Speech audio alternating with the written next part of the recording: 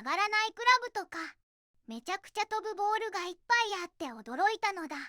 ゴルフの道具は科学の結晶なのだ。ふふ、アンと簡単楽団、ズン&メタンの解説コーナーが始まるわよ。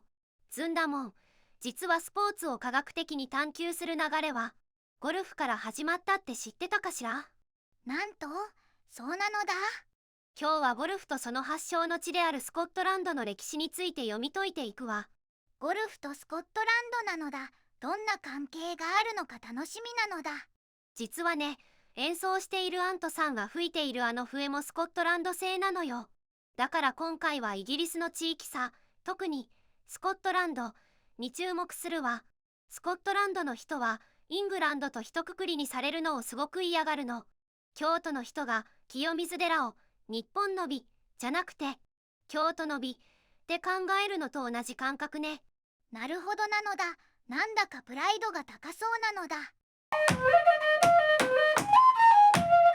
まずはこの歌詞を聞いてちょうだい。戦の稽古を妨げるとて禁止もされた玉転がし。でも王国の金庫は空に統合されてなくなる議会。王国の金庫は空に。ってどういうことなのだ？昔スコットランドはダリエン計画っていう海外植民地を作る大プロジェクトに失敗して国のお金がすっからかんになっちゃったのよ。それで仕方なく1707年にイングランドと合併したの。お金がなくて飲み込まれちゃったのだ。ところがそこからがスコットランドのすごいところよ。大英帝国を支えたスコットランドの屈折した誇り。彼らはお金や政治の力ではかなわないけど知性では絶対に負けないっていう強い誇りを持っていたの。実はスコットランドは16世紀の宗教改革でみんなが聖書を読めるようにしようって教育に力を入れたから識字率がヨーロッパでトップクラスだったの。なるほど、教育が誇りの裏付けになっていたのだ。その高い教育水準を武器に軍医と下軍の将校、東インド会社の技師として実用的な知識で大英帝国を裏から支えまくったのよ。かっこいいのだ。頭脳で帝国をコントロールしていたのだ。その知性の背景にあるのがスコットランド啓蒙よ。18世紀から19世紀にかけてここには書ききれないほどたくさんの分野で優れた科学者、哲学者が現れたの。あれ、みんななんとなくイギリスの人と思ってたけど、スコットランドの人だったのだ。ふふ、そう思うのも無理はないわ。それには大きく2つ理由があるわ。1つ目は歴史や哲学の大きな枠組みね。大陸の合理論に対して英米の経験論って呼ばれるように大英帝国としてイングランドとひとまとめにされがちなのよ。2つ目は実際にイングランドとスコットランドの間に活発な交流があったからよ。マックスウェルもダーウィンも学んだ輝く北の地。科学の夜明けを未来まで貫く一番槍のように。有名なチャールズ・ダーウィンはイングランド人なんだけど最先端の教育を求めてわざわざスコットランドのエディンバラ大学に留学したの。この時学んだ地質学の考え方が後の進化論につながったと言われているわ。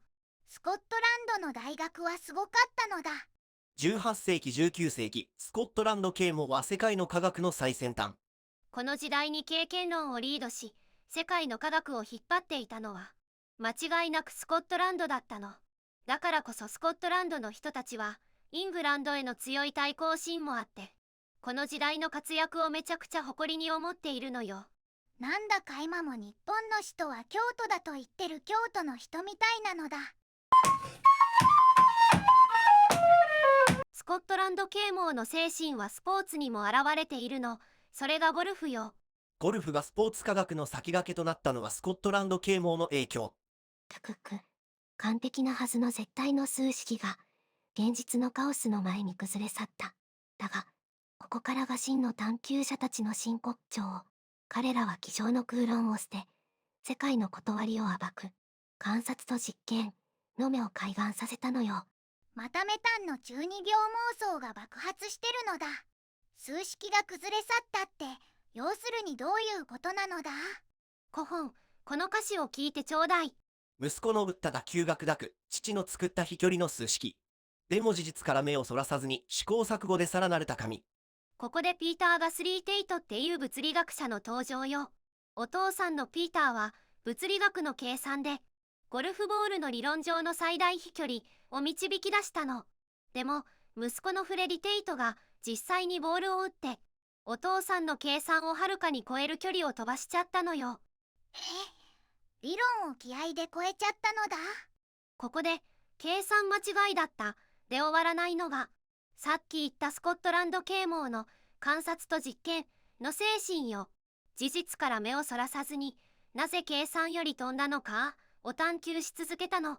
実験を重ねてツルツルのボールよりも凹凸のボールの方が飛ぶってことや、バックスピンがかかるとボールが空気を掴んで重力に逆らって飛距離が伸びるってことを発見したのよ。なるほどなのだ。オープニングで見たいろんなゴルフ道具の開発はそこからつながってるんだね。スコットランドがその先駆け、いや一番槍だったのだ。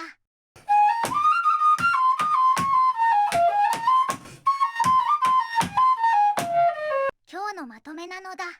ピンチは頭脳で知識が大英帝国を支えたのだ。教育の力、スコットランド啓蒙が科学の最先端を切り開いたのだ。気合よりデータ、ゴルフの進化は観察と実験から生まれたのだ。完璧なまとめね。身近なスポーツの裏にも世界の歴史が隠されているのよ。でも実験とか理屈っぽいところはあんまり京都っぽくない気もするのだ。ふふ、自分たちの歴史と過去の偉業を何よりも誇りに思っているっていうプライドの高さはそっくりじゃないかしら。イギリスの中の地域のことがわかるとなんだか親しみが湧いてくるのだ。最後まで見てくれてありがとうなのだ。このチャンネルを登録して高評価を押せば、あなたの放つ知性のティーショットに世界を凌駕する間の回転マグナス効果を授けてあげるわよ。コメントも待ってるのだ。次回も同じ18世紀を舞台に幻の物質を求めた科学者の謎に迫るわよ。幻の物質？なんだかワクワクするのだ。次の動画も絶対見るずんだ。それじゃあまたねーなのだ。